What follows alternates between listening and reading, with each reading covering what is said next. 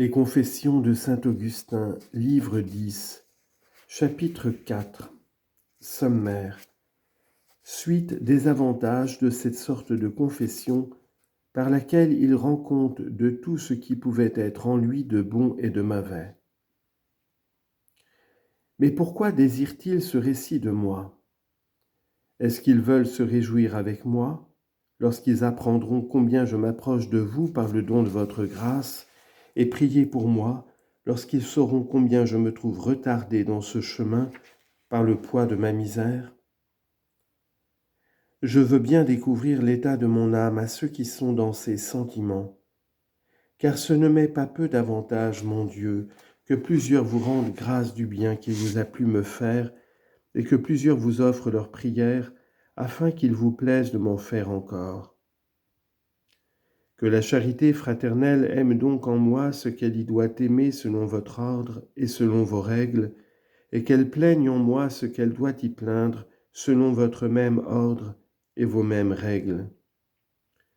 Mais que ce soit l'esprit d'un frère qui agisse de la sorte à mon égard, et non pas l'esprit d'un étranger, ni celui des enfants du monde dont la bouche est remplie de mensonges et dont les mains sont souillées de crimes. Que ce soit, dis-je, l'esprit d'un frère qui approuve le bien que je fais, s'en réjouit pour l'amour de moi, et éprouvant le mal que je fais s'en afflige pour l'amour de moi, parce qu'en l'un et en l'autre, soit qu'il approuve ou qu'il improuve mes actions, il m'aime toujours. C'est à cela que je veux bien me faire connaître, afin qu'ils se réjouissent de mes biens et qu'ils gémissent de mes maux. Mes biens sont vos ouvrages et vos dons, soit dans la nature, soit dans la grâce. Mes maux sont mes propres péchés et les effets de vos jugements sur moi. Qu'ils se consolent dans la vue des uns, qu'ils soupirent dans la vue des autres, et que leur cœur étant comme de sacrés et vivants encensoirs, fasse monter jusqu'à votre trône les célestes parfums des cantiques de leurs actions de grâce et des gémissements de leur charité. Et vous, Seigneur, recevez, s'il vous plaît, agréablement cette odeur sainte de votre saint temple. Ayez compassion de moi selon la grandeur de votre miséricorde et pour la gloire de votre nom. Achevez l'ouvrage que vous avez commencé en moi et consumez et détruisez ce qu'il y a encore d'imparfait en moi. Ainsi le fruit que je tire en me confessant de cette sorte et en marquant non tel que j'ai été, mais quel je suis, est que je ressens une secrète joie mêlée de crainte et une secrète douleur mêlée d'espérance, en parlant de moi devant vous et devant tous ceux des enfants des hommes qui croient en vous, qui prennent part à ma joie, qui sont sujets comme moi à la nécessité de la mort, qui sont citoyens du ciel et étrangers dans la terre comme je le suis, qui me précèdent, qui m'accompagnent et qui me suivent dans le voyage de cette vie. Ils sont tous mes frères et vos serviteurs, mais vous avez voulu qu'ils fussent vos enfants et mes maîtres, et vous m'avez obligé de leur rendre toutes sortes de services si je veux vivre avec vous de votre esprit et de vous-même. Et votre Fils, qui est votre Verbe, ne s'est pas contenté de me servir de maître par ses paroles. Il a voulu encore me servir de guide par son exemple. C'est ce que je tâche d'imiter dans ma charge par mes discours et mes actions.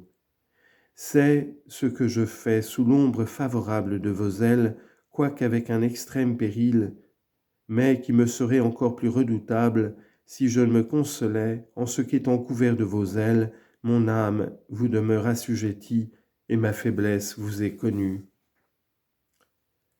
Il est vrai que je ne suis encore qu'un enfant, mais j'ai un Père qui vit toujours, j'ai un tuteur qui est capable de me protéger et de me défendre, car celui dont j'ai reçu la vie est le même dont je reçois toutes sortes de protections.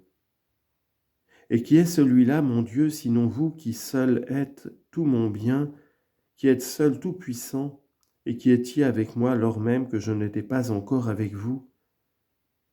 Je découvrirai donc l'état présent de mon âme à ceux que vous me commandez de servir, sans que je veuille néanmoins me juger moi-même, et me voyant en cette disposition, ils me croiront.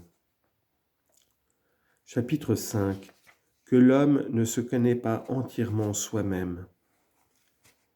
Il n'y a que vous, Seigneur, qui me connaissiez parfaitement, car encore qu'il n'y ait que l'esprit de l'homme qui sache ce qui se passe en lui, et que ce secret soit impénétrable à tout le reste des hommes, il y a néanmoins quelque chose en l'homme que son esprit même ne connaît pas. Mais vous, Seigneur, pénétrez dans les replis les plus cachés de son âme, parce que vous le connaissez comme l'ouvrier connaît son ouvrage. Et bien que me considérant en votre présence, j'entre dans le mépris de moi-même et me regarde comme n'étant que terre et cendre, je sais néanmoins quelque chose de vous que je ne sais pas de moi-même.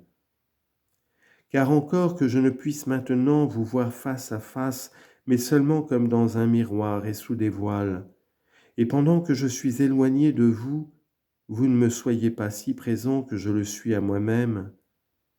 Néanmoins, je ne cesse pas de savoir que rien n'est capable de vous nuire, mais je ne sais pas à quelle tentation je suis ou ne suis pas capable de résister. Toute mon espérance consiste en ce qu'étant fidèle en vos promesses, vous ne souffrez pas que nous soyons tentés au-delà de ce que nos forces peuvent porter, mais vous nous en faites sortir par votre grâce en nous donnant par elle moyen de les soutenir. Je confesserai donc ce que je connais et ce que j'ignore de moi-même, puisque je ne connais ce que j'en connais que par la lumière que vous m'en donnez, et j'ignorerai toujours ce que j'en ignore jusqu'à ce que les ténèbres qui sont en mon âme soient changées en un midi sans nuage par l'éclat de votre gloire.